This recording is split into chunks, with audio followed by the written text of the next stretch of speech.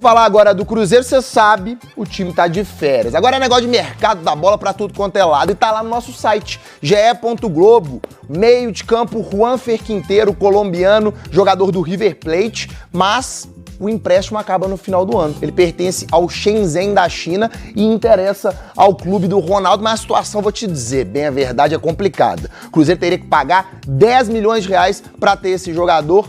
ge.globo, todas as informações e atualizações, é só você ficar ligado por lá. Olha só, Copa do Mundo muda a vida de muito jogador, né? São várias histórias de gente que tem o Mundial como uma grande marca da carreira. Para um certo garotinho, aquele certo menino, a Copa foi o começo de tudo, mesmo sem entrar em campo. Vamos para 1994, o ano do Tetra, e o mundo começou a conhecer o tal do Ronaldo Luiz Nazário de Lima.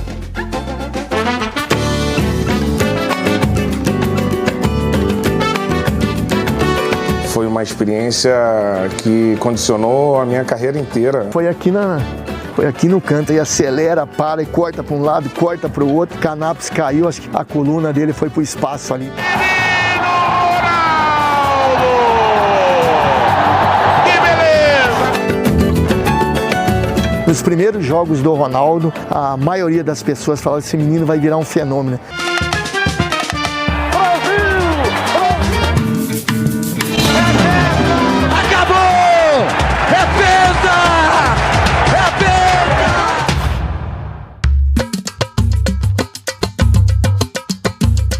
Ele ia para as excursões no Sub-15 da seleção brasileira, na época Sub-17, né?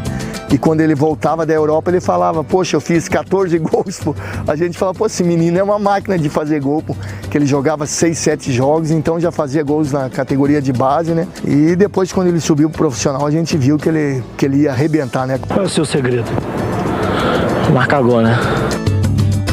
A gente olhava para ele jogando futebol no treino, era uma coisa.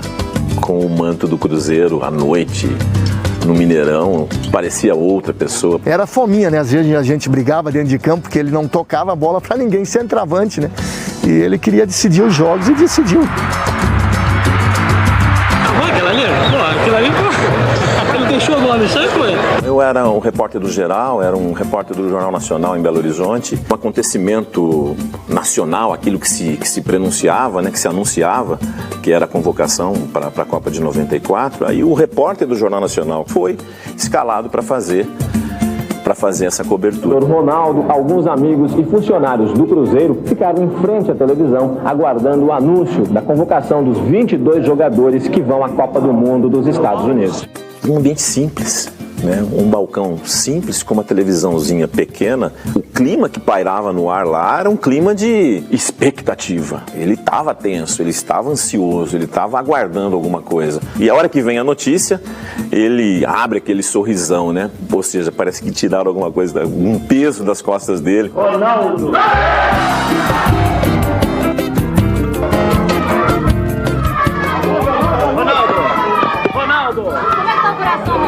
Wellington! Disparou completamente, a emoção realmente é muito grande. Ronaldo! Realmente é muita emoção e difícil falar no momento desse. Posso comparar como, assim, uma experiência universitária, né? Foi minha grande faculdade. O Ronaldo com 17 anos numa Copa do Mundo, isso aí foi algo fantástico, né? Ele já era muito inteligente. E tinha que ser, para a idade dele, jogar uma Copa do Mundo. Ele já estava muito bem no Cruzeiro, então chegou bem, chegou com moral. Não se intimida, mantém a personalidade, vai brincando. Eu diria que hoje ele é o mascote da seleção.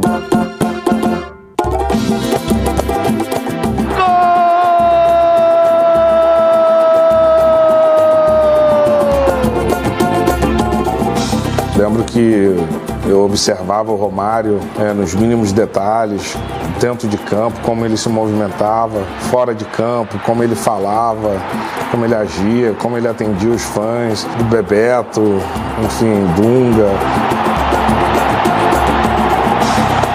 conviver com aquele timaço de pessoas, com jogadores já feitos, jogadores consagrados, Bebeto, Dunga, Romário, né? Enfim, ele ter esse... Acho que é mais ou menos como nasce um vencedor. A gente brincava com ele, vamos tomar um café. Disse, quem vai pegar? Ronaldo, pega aquele café pra gente. Ele ia sorrindo. Ele falou no outro dia, ele falou, eu pegava pra café pra ele, na Copa. Então é normal isso, as brincadeiras, mas... E o Ronaldinho, Boca de Lata, tudo bem, Boca? Falei, se ele entrar, ele vai driblar 2, 3, vai desequilibrar, né? Mas aí o Romário e Bebeto, a gente sabia que ficaria difícil de ele entrar, né? Vai, Romário! Os craques todos de 94, eu procurava aprender e sugar o máximo de experiência possível naquele grupo. Todos queriam ver de perto o carioca que aos 17 anos conquistou a torcida mineira. Na saída do aeroporto, o caminhão dos bombeiros foi cercado pelos torcedores que tentavam conseguir um autógrafo. Mas foi um coadjuvante de luxo, né? Com um baita do potencial. Saiu dali como campeão. Será que isso não significou para ele uma autoconfiança que depois foi praticada à exaustão pelos lugares que ele jogou? Eu vivi o futebol intensamente desde que eu nasci. Então hoje, já aposentado, eu vejo jogadores da atualidade, né? Cristiano Ronaldo, Messi, Neymar, Lewandowski. E todos eles se inspiraram em mim, né? Para jogar futebol. Para mim é o legado. O futebol vai continuar eternamente trazendo essa emoção que ninguém consegue explicar. Tetracampeão mundial de futebol! Olha, parabéns aos envolvidos, essa série tá maravilhosa e amanhã tem o último episódio, o título de 2002, que teve 2 gols do Ronaldo na decisão. E ó... É isso, grupo de férias, mas a gente sabe que tem muita gente trabalhando. Boa tarde, Fred Teixeira. Boa tarde, Dimara, boa tarde, Pedro, boa tarde aos amigos ouvintes da Super. Tem gente trabalhando fora de campo, nos bastidores, principalmente na diretoria. Sim. Mas tem gente também ainda trabalhando, visando o campo de jogo. Especificamente, eu tô falando aqui do Stênio. Garoto formado na própria base do Cruzeiro, apontado por muitos como uma grande promessa dessa categoria de base, mas que nas últimas temporadas não tem conseguido jogar muito em função das questões físicas. Sim. Neste ano, ele teve que inclusive passar por uma cirurgia no ombro direito, sendo que no ano passado ele havia passado também por uma cirurgia no ombro esquerdo. O que é isso? O Stênio, quando ele começou a ter as primeiras oportunidades no time principal, lá em 2020, ele ainda era muito franzino. Tinha 17 anos, não tinha nem completado os 18 anos ainda. Então, na hora do choque com os zagueiros, ele acabava quase sempre levando a pior. E isso acabou prejudicando a sequência da carreira deles. Eu fiz a matéria, tá no nosso portal, mostrando que em 2020 ele fez 7 jogos, 2021 10 jogos e 2022 apenas 5 jogos. É muito pouco a presença dele em campo para um jogador da qualidade que a gente sabe que ele tem. Esse ano, quando ele voltou do Torino, ele voltou mais encorpado, a gente percebe que fisicamente ele conseguiu uma evolução, mas agora tem que correr atrás do tempo perdido para conseguir recuperar 100% e depois sim, na representação com o restante de grupo, se colocar como uma das opções para o pesolano, inclusive, quem sabe, para o time principal. Vão ser tantas mudanças que vão acontecer no elenco do Cruzeiro que pode, por que não, o Stênio ter mais oportunidades. No jogo de estreia dele, a reestreia, foi contra o Bahia na abertura do turno. Ele entrou no segundo tempo, fez o gol da vitória. De lá pra cá, o Cruzeiro jogou 19 partidas. Dessas 19 partidas, ele só jogou 4. Então, é um jogador que precisa realmente ter um trabalho físico melhor com ele, para que na temporada que vem ele possa estar mais presente nos jogos da Raposa. E hoje Antes de 8 horas, já estava o Stênio lá batendo ponto na Toca da Raposa para os trabalhos de fisioterapia, preparação física, para quem sabe voltar na temporada que vem voando com a camisa do Cruzeiro também. É bacana essa consciência, né, do Stênio de querer buscar aí, né, uma melhor condição, e tem que fazer isso mesmo. Se quer ir para disputa, tem que ser assim. Agora, o Cruzeiro já anunciou, né, que deve trabalhar aí com 26 jogadores, né? Hoje ele tem 32, se não me engano. 34 no grupo principal, ou seja, tá naqueles cálculos nossos, uns 15 vão aí na história. Então, os próximos dias serão aí de vários anúncios. Claro, gente, que eles vão falar assim, fulano. Nem pode, né? Houve uma época em que podia. Hoje você não pode fazer isso pelas leis trabalhistas mesmo, com o risco até do jogador entrar contra o clube, né? Pela exposição e tudo mais. Mas vão anunciar aí empréstimos, liberações, não sei o que, aos poucos eles vão chegar a esse número, que é 26, é bem enxuto. Né? O que a gente percebe é que o Pesolano tem o hábito, sim, de usar muito a base. Então, se você olhar essa reta final, ele usou nos últimos jogos 5 jogadores da base. Se você consegue colocar o seu elenco, 26 atletas, e tem mais 5 jogadores da base, que ele tenha confiança de escalá-los, você tem um elenco com 31 jogadores. É perfeitamente possível. Sim. Então eu penso que o Pesolano vai adotar essa estratégia de...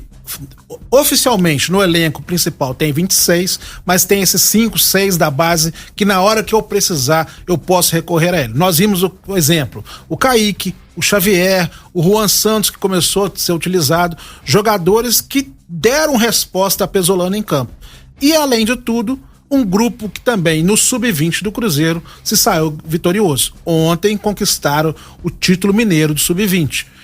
É uma coisa que o Cruzeiro destaca muito, é isso. Vencer, mas vencer formando o jogador. Vencer, uma coisa que nós discutimos aqui ontem, Edmar, vencer mantendo o mesmo espírito, o mesmo estilo de jogo que Pesolano está adotando no time principal. O Fernando Seabra, o técnico do time sub-20, destacou isso muito ontem, após a conquista, falando que ele está tentando fazer com que os jogadores do sub-20 também joguem no mesmo padrão adotado por Pesolano no time de cima. E aí eles vão sentir menos, né, quando chegarem a esse time principal, né? Tomara que sim, né? Afinal de contas, o Cruzeiro tem um histórico bom de revelação de jogadores e precisa retomar isso com logo. Afinal de contas, nesse período, né, em que esteve na Série B, por exemplo, em que esteve em apuros financeiros, as poucas vendas que aconteceram de jogadores, como o Kaká, por exemplo, acabaram fazendo alguma diferença, né? Os casos precisam ser melhor geridos, né? A gente teve um exemplo ruim do Vitor Roque, mas a impressão é de que depois desse caso, principalmente, a equipe do Ronaldo, a equipe da SAF do Cruzeiro, lembra sempre da importância, né, de fazer uma gestão um pouco melhor com relação às categorias de base.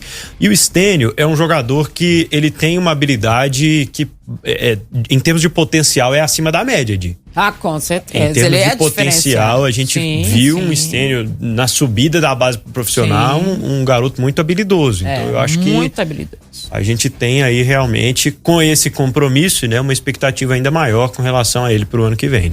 E o detalhe é que na única temporada que ele conseguiu jogar mais foi quando ele estava emprestado no Torino. No Torino ele fez 31 jogos, 7 gols, 5 assistências. Ou seja, no momento em que ele esteve mais tempo em campo, ele teve automaticamente um rendimento melhor. Se você pega um jogador como esse, com dados como esse, 30 jogos, 7 gols, 5 assistências, rendimento, aproveitamento de jogador de muito time que tá na elite aí, que não tem esse mesmo rendimento. Tomara que ele possa repetir esses números com a camisa principal do Cruzeiro. Tem coisa de bastidores, a gente sabe que essa época tem muita especulação, mas a diretoria do Cruzeiro segue tentando reforçar o grupo, muito na base do que o Pedro falou. Troca de jogadores que estão livres no mercado, vamos acompanhando tudo isso.